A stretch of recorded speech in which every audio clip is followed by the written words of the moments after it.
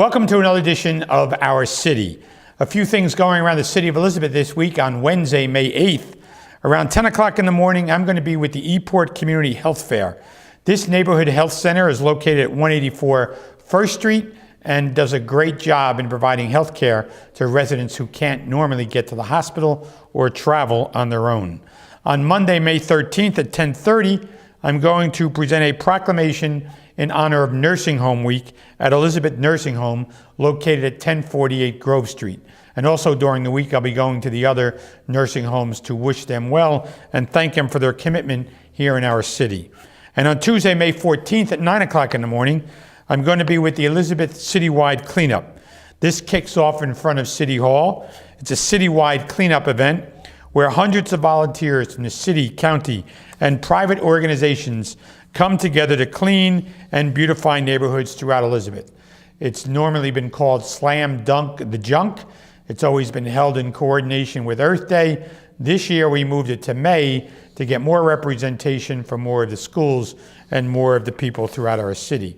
And later that evening, around 5 o'clock in the evening, I'm going to join members of the Haitian community and other residents of the city of Elizabeth as we raise the Haitian flag outside of City Hall. As we know, Haiti was the second country in this hemisphere to declare its independence in 1804, shortly after the United States of America.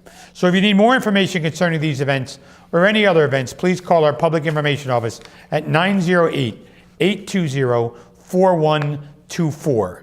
And for this week's show, I am pleased to be joined by Mr. Jonathan Phillips, the Executive Director of the GWE and the tour organizer of the Tour of Elizabeth, as well as Mr. Robert Varady, a partner in the law firm LaCorte, Bundy, Varady, and Kinsella, and also the event creator and the director of the Bicycle Committee. Gentlemen, welcome to the show. Hi, Mayor. How you doing? Doing well. Jonathan, you got last year's hat on. Great to be here. Well, we have another one to present to you actually today. Hopefully we could do that on the camera. This is actually a 2019 color. Oh, purple. Purple. How about that? Who picks the colors? Actually, Phyllis Reich does from the You city. leave it up to Phyllis? Yes. Oh, She has okay. two functions. She picks the colors of the hats and T-shirts, and she guarantees that it'll be a sunny, non-wet day. That's Phyllis's job. That's Phyllis's job. So if it's sunny and non-wet, I get to blame Phyllis. You get to credit her. I get to if, credit- if it rains, you get to blame If it her. rains, I get to blame her. If otherwise, the weather's good, I get to credit her. Yeah. This is pretty nice. I like the purple. This is a nice. new color. It's unique. You've Yeah. recycled other colors, but this one... Right. Blue, black, but this is the first time we had purple. Yeah. How many years is it for the Tour de Elizabeth? You know, this is the 16th year. Sweet 16 for the Tour de Elizabeth. 16th year. Yep. And so, Destination Elizabeth 2019. Yep. So we have a different theme every year. This is definitely a destination for the entire world to come to now, as we have Newark Airport here, Seaport. We all know that. And hopefully the entire New Jersey and national and international community knows it as well. So, Bob, we've talked about the bike ride more than 16 years. You're an avid bike rider. Let's start. When did you get into bicycle riding? I was 40. I'm 66 now. I was 45, and I was running marathons. And you know Dr. Mike Bursick? Sure. Saw me in a 7-Eleven one day and said, if you keep running like you're doing, you're going to need new knees and new hips. Go ride a bicycle. And that's what I did. No kidding. Yeah, that's a true story. That's how it started. Yep, at 7-Eleven on Mars Avenue. So and he's an orthopedic surgeon, Yep. orthopedic Yeah. consultant as well. Yeah. So I guess you believed him. I did. Yeah. And in fact, it opened up a whole new world for me because I, started riding, long distance riding. I've ridden in Mexico. I've rode part of the Tour de France. So it's been exciting. Did you compete in the Tour de France? No, I don't want to get carried away. No, I was with the Trek cycle team. We would ride stages before the pros rode, Okay. but it was during the actual tour. So did you ride that? You rode that one in Iowa too, right? Is that cross? No, I didn't. Rabbig, I didn't ride that one. No, Okay. the other one I rode. I did an AIDS ride from Niagara Falls to Manhattan. Yeah. 570 miles in 6 days to raise money for the AIDS organizations in New York State. And so, where do you sleep in that situation? There you camp. but they set up camps for you, and they have portable showers, and they have a chef that travels with you, and they do all the setup, cooking, getting you ready, and all you have to do is ride. And you raise money, naturally. Right, we raise money. In that case, it was for New York State AIDS organizations for housing, AIDS education, social groups. So, and you wrote it with friends from here? I wrote it with my wife Gina was on the crew, and my son JP were on the crew. Nobody else from Elizabeth came. A couple people from New Jersey, but most of the people were from New York. So it's a good way to meet people too. Great way. We've made so many friends over the years on doing these rides, especially the charitable events. Besides the Tour de Elizabeth, when's your next? Do you have one planned? The end of this month, the Tour de Staten Island, a 50-mile ride around Staten Island. In one day, I think. In one day, and that's an interesting ride because of the contrast in neighborhoods. You go from the ferry all the way out to the beaches, through Todd Hill, through the various parks there, and it's a fun ride. So, Jonathan, besides Bob's avid ability to ride, you were in the bicycle business for years, and this coincided with your family. Right. 100th anniversary. Tell us about the bicycle shop. Yes, indeed. My wife's grandfather started Morris Aaron Bicycles, of which you were a customer. I for was. many years. Yeah, in 1904. Came from South Carolina, discovered Elizabeth, loved it, and wanted to build a business and a life here. So he started the bicycle business, and it thrived. He had the opportunity to be the first Ford dealership. I think we talked about this in the past. First Ford dealership. Well, it's always good to talk about it again. So he passed up a Ford dealership he to did. run a Schwinn. To run a Schwinn shop. And he did it, and it was very successful. So Schwinn bicycle was his staple early on, correct? Yeah, that was, if you remember, made in Chicago, Schwinn Bicycle Company, I think formed in the 1800s. Actually, cycling became a big deal for not only exercise, but for women's liberation, because there was only one horse and carriage per family. So you could actually buy a bicycle, and women, you've seen all these pictures of women with their dresses riding. That was their other form of transportation. Their only other form of transportation to get out of the house Was a bicycle. was a bicycle. And is Schwinn still in business? They are. They've been, the Chicago place is closed down. They're still in existence in like a different form. But So did you ever meet your wife's grandfather? I did not. You did not? He passed away in '73, and I met my wife in like '81. Okay. And so, Jonathan, but your wife's father continued the business? Yeah, Gil Marcus, you might remember Gil? Sure. Yep. And he got it went through the in-laws. So it went from Morris Aaron to Gil Marcus to Jonathan Phillips in 1987. And we actually had the business running until 2007. It's 103 years. Yeah. It's fantastic. Yeah. So the market there for bicycles, Bob, you don't have a Schwinn. What's the top bicycle now? And which one would you ride for long term? I ride Treks. Treks. They're made out of Madison, Wisconsin, and I have what's called a hybrid, which is a little heavier. It's 22 speeds and straight handlebars. Then I have what's called a road bike, which is made from titanium, which is 13 pounds, 27 speeds, and is made for riding fast. 27 speeds. 27 speeds. So, not being an avid bike rider, someone who enjoys a 5-mile ride, do you use all 27 speeds? Absolutely, you can. Yeah. You can. Yeah. Say I start from here. I start from City Hall, and I ride up to the Watchungs and up to Morristown. The elevations, different elevations, you use the different speeds, and then coming downhill, you have to adjust your speeds because a lot of people think going up is the hardest part. I find coming down is the hardest because of the speed. When we rode in the Tour de France in the French Alps, we would go down the Alps between 45 and 60 miles an hour on a bicycle, which is pretty hairy. I'd have white knuckles and constantly be hitting the brake. Me too. Oh, you too. Me too. Well, we did what you call fluffing. You're constantly in and out on the brake pads. Just keep fluffing them as you go around various turns. Do those brake pads wear out? Yeah, they do. Quick on those rides. Yeah. On those rides. Yeah. So tell us about the difference between what bicycle you would use, so like the one you're going to ride in the city of Elizabeth, compared to what you would use. In this one, I use the road bike because I think it's made more for the urban setting, the streets like this, shorter distances. It's heavier, so it's a little harder to pedal, but not too hard for the average person. I think the road bike would be a little too much. You go too fast. Also, the road bike, you need a lot of maintenance. The tires are thin, and if you hit a pothole, you can get a flat easier. So I would use either a hybrid or just a standard one-speed bike. Are flats easy fixable or not really? Depends who you are. It can be difficult. Yeah, I wouldn't know where to begin. Jonathan, what would you do? Well, luckily we have marshals that ride along with us, and they'll help you change a flat. Or we have a sag wagon that follows the whole ride too, so you can put your bike up there too if you can't make it. And they got to ride back. Yep. Right. So, Jonathan, in this bicycle tour, we had like 800 riders, right? Somewhere around there, 700 riders.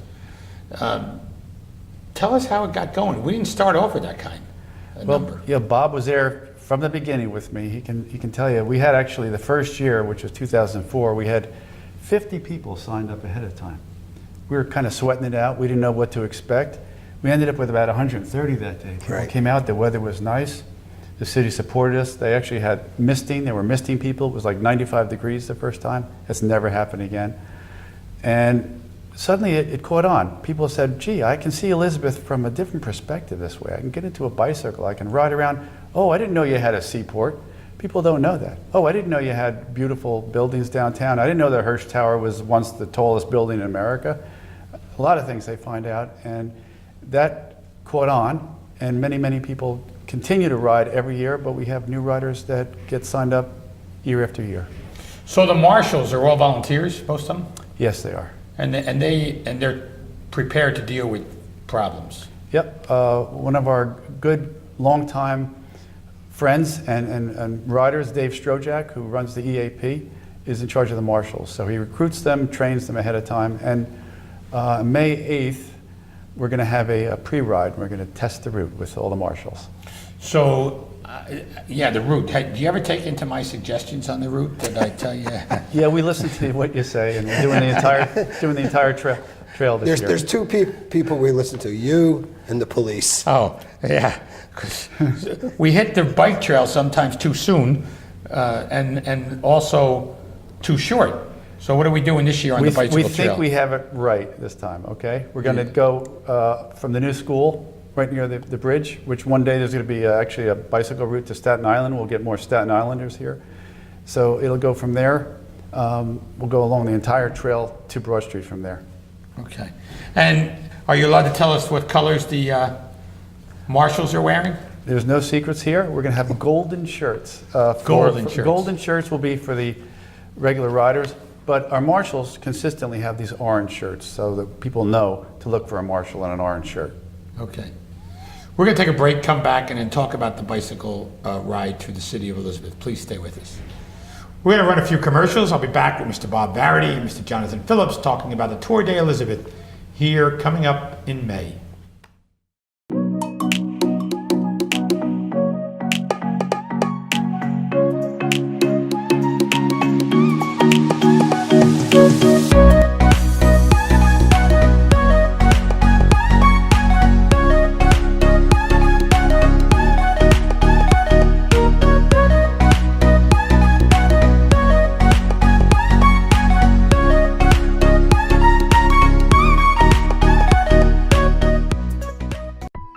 We're an American original, dependable, historic, nuanced, with all the comforts of home, even when you're just visiting. So we're celebrating for all that we've left untouched and all that we've changed. A place where the past meets the future. So consider this your invitation. We've been celebrating here in Elizabeth for 350 years, and we're just getting started.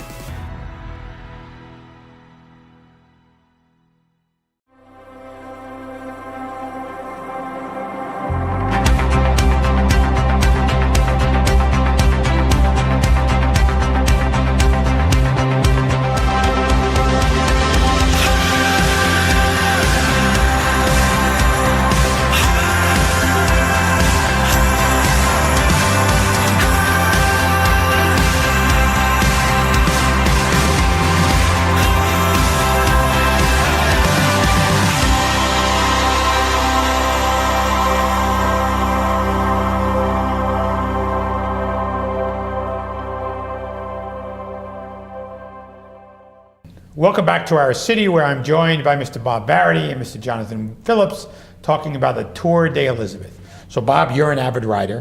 What should people eat before this? Not much. Really? Maybe a bagel with a little butter. The important thing is hydrate. The important thing is drink water before you're thirsty. So maybe drink a bottle, maybe 16 ounces of water before you start if it's a hot day. But really not much to eat. So bacon and eggs and toast with some hash browns is not what you want to be eating. Not recommended, man. Not recommended. People might want to eat a lot thinking they burn the calories, but it's really going to slow them down, right? Yeah, and that's a prescription for the sag wagon. About 7-8 miles out, you may be getting a stitch and saying, I need to get back in. Yeah, that's what I thought. So what besides water, what should they bring, Bob? Well, bicycle, your helmet. The helmet's a necessity. You're not going to be allowed to ride unless you have a helmet. Biking gloves if you have them, but they're not really a necessity. And if you don't have clips, which are special pedals, you have regular pedal sneakers. Sneakers and a good crew or athletic sock. Okay, that's helpful. Yeah. So Jonathan, Groundwork is a beneficiary of this, and whatever money raised. We had them on last week's show as well, talking about environment and estuary day. Exactly how do you fit into Groundwork, and how does this ride to fit in what Groundwork does? Well, I lead the organization, like you said, as the executive director, and we have 4 program areas. One of them is urban agriculture and active living. That's where the tour fits in. On April 22nd, we had a very long kickoff ceremony for a new microfarm over there. We also do the river trail.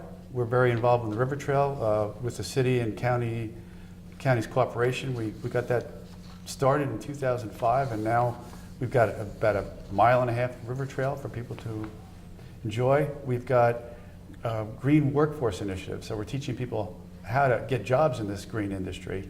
And also we've got this youth initiative, this wonderful youth initiative called the Green Team, and all of those programs benefit by the tour.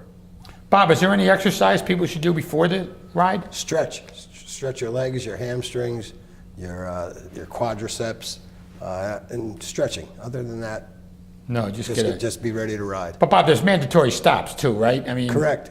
What we do is this ride's for every level of rider. So that if you're a beginner, if you're advanced, we have a police escort, and at certain points they stop us to gather the groups together. There's 3 different groups, and that way the police can control traffic and keep everyone safe throughout the course. And we do it on a Sunday morning, so traffic is at a minimum when we start. Yeah, and Mayor, I'll tell you, the motorcycle guys we have, they're the best.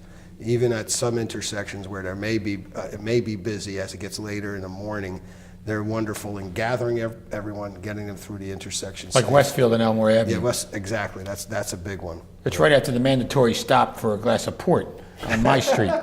The Portuguese Gatorade, as The they Portuguese call it. Gatorade, yeah. That's on great. Coolidge Road. So Jonathan, after 15 years of the tour, let's talk about the health values of riding bicycles. What do you think? Well, there's a lot of them. Obviously, you get outdoors, you're breathing fresh air. There's studies that show your muscles benefit by this, your lungs, your appetite increases, so you can actually eat more later. And it's doing good things for the environment. Less CO2, we're worried about that. Good for commuting for people. In fact, in the J. Christian Baldwin's garage, right on Broad Street, there's actually a parking lot. You can actually bring your bike into the garage and just take the train right from there. And also in the Midtown parking deck. Yep. The one near the train station as well. Yep. Both parking decks have it. Oh, great. Yeah. So in 15 years, Bob, you helped organize it. This question's for both of you. What's different? How has it changed besides the route? Well, the number of people. I think also you've seen growth in the city. I mean, Elizabeth Avenue is vibrant, even at that hour of the morning going down Elizabeth Avenue with the businesses open, the bakeries. I mean, we had Bella Palermo there for years, but some of the other Oasis, some of the other bakeries and all. And the amazing thing I find about this ride is people's reactions to the city. You know, I lived here, grew up here, went to school here, as you did, and we know the city and we love the city. But I'm always amazed, and it's just not when people are going through, like, say, the Elmore section, the residential section. You go down to Trumbull Street and you show that big red brick building, and you say, that was Singer's. the world's largest manufacturer of sewing machines. You go to Pearl Street and you say, Princeton University was first here. This is where Princeton University was established. And people are amazed. And you hear people say, I'm coming back to eat, I'm coming back to shop, I want to see this, I'm going to bring more people next year. So it's changed, I think, in regard to the enthusiasm of people, especially those outside the city. I have cousins from Arlington, Massachusetts, just outside of Boston, who are coming now for their 10th year. And they come down Saturday night, they ride, and they drive back up to Massachusetts. They drive here, they don't ride the bicycle They here, don't do they? ride the bike. Oh, okay. Want to make sure how energetic Although they I were. did that once. You did that once? I rode from here to Faneuil Hall in Boston. Did you really? Yes. How long did that take you? 2 days, two and a half days. That's it. Yeah. You didn't take the interstate, did you? 95? No, it's a whole back route, up through Bear Mountain, up along the Hudson into Connecticut, through Yukon, and then straight out to Boston. Did you do that alone? No, I did that it was another fundraising ride. Okay. Yeah, I did it with about 200 people. Oh, interesting. Yeah. So do you ride, Jonathan? We hear Bob Varady's exploits on a I bicycle. do ride, but I just want to answer your question too, if I can get in on that, about how... How's it's it changed? Yeah, how it's changed is, the answer I think is we're trying to reach out to riders of all different levels. So the first year was maybe, we'll call them more riders. Now we have families, we have young children, we have people that really can enjoy and see the city. It's not only a cycling event, it's really truly... We have a couple of people on unicycles. Yeah. Yeah. That was amazing. And that young woman, That young woman that Yeah. did it on a unicycle. Yeah. She was 16, 17 years I old. think Did she the whole was a little thing. younger. A little younger than that, She maybe. may come again. Really? Yeah. Mayor, if I can, I'll tell you a great story about the tour. This was about 10 years ago. I was a marshal, and towards the end, you kind of ride back to see if anyone's struggling, and there was this woman struggling, and it was obvious she wasn't in great shape, but she said she wanted to finish the ride. So I rode with her. She was the last one to finish, last one. About a year and a half later, I'm walking in the city hall here. This woman comes up and says, "Hi." And I look at her, she says, "Remember me?" I said, "No." And she told me she was the last one, and she lost about 75 pounds and became an avid physical fitness nut. She said, "That ride changed my life." That's phenomenal. Yeah, isn't it? Yeah. We should make her the poster child of the Tour de Elizabeth. Have to find her again. Speaking of poster children, you've had different themes and different posters. I mean, we talked about movies in Elizabeth. Is there a theme this year? Or? Yeah, we do. We actually work very closely now. This is another way the tour has changed with the Elizabeth Destination Marketing Organization, trying to make Elizabeth open to people to see that we're really a destination site. So yes, we're working with them. We've got the theme called Destination. In fact, it's right on the side of your hat there. Destination Elizabeth. Right. 2019. 2019. So this is a destination for people, like I said, around New Jersey, Union County, Elizabeth, and all parts of the world. So we're going to continue to push that. And is it still 15 miles, by the way? Or is it a little? I thought it was a little longer last year. I thought you sneaked in another mile. We might have squeezed one in. I think you did. I think you squeezed another mile in last year. So what do people do a few days before the tour? Drink a lot of beer, or no, I'm only kidding. Well, you should, in terms of getting ready for it, you should prepare yourself. You should definitely have your bicycle checked out, make sure the air is in the tires, make sure those brakes are working, make sure you can ride a steady pace of about 10 miles per hour. And to actually sort of, we won't call it carbo load, but you want to actually have protein, Bob, right? Right. A couple days before, which is the longer term burning fuel. So I'm not saying pig out, but make sure you eat well and prepare yourself. And what do we give the riders when they show up, besides a hat? Well, the great thing is they get a hat, they get a t-shirt, they get a goodie bag, and we talked about water. We provide water. American Water provides the water, and Gargiulo Fruit provides bananas and oranges. Oh, really? It's a good day. Can anybody ride? We talked about families. Anybody who's healthy? Anyone who's healthy. We have ages, from 8, 9? We've had 8-year-olds that are faster than the 15-year-olds. To we have a group of guys who start out. They start first. Yeah, some of them are in racing suits. They finish in about 25 minutes. They're out and back before you can say boo. Yeah. And they're more professional riders, right? Yeah, they're members of clubs. Yeah, we learned to let them go because we were like holding them back. But you know, 15 miles sounds like a lot, but if you're in reasonably good shape, it's not that hard to do, especially in the controlled environment that we have with the police stopping and gathering. And it's really something that I think anyone in halfway decent shape. I got some high school friends travel back home for the Tour de Elizabeth. I try to make sure I mention them from the microphone that they came back and did the Elizabeth Tour. And you talk about the sag wagon and the. Do we have a lot of bicycles that break down, or 5, 10? How many Not break? many. Not many. Not right? many, and virtually accident-free. I think we may have had We had one lady broke an arm one day, right? And Yeah. she- And you know why they do that? They're not hydrated and they just lose concentration for just a second, so you've got to stay hydrated. And the helmets are a necessity. How about we get the Absolutely. people that complain, oh, the helmet's too hot and don't want to wear the helmet? You know, Mayor, a couple of rides that we were discussing that I've been on, these long distance rides, the night before you have an orientation meeting, and at each one of these rides, they'll show a helmet that's cracked or impounded, and they'll say, that rider didn't get hurt because of the helmet. I, in fact, got hit by a car once, and I was thrown 250 feet, and I landed on the street, and down at Trinitas, the emergency room physician said, thank God you had this on, or you'd be on the 5th floor in neurosurgery. So the helmet's a necessity. Even if you're going 5, 6 miles an hour, if you fall off and you hit your head and you don't have a helmet, you could be seriously injured. So all good riders have a helmet. And it's mandatory for our ride. If they don't have a helmet, they can't ride. You can't ride. So the assistance on the paths, the newest section, the river trail, we're going to have people out there because the river trail is a little narrow and you're not crowding them all on at the same time, right? Right, we're definitely going to stretch them out. We've definitely got volunteers from the Elizabeth Public Schools and from all different, some of our marshals as well.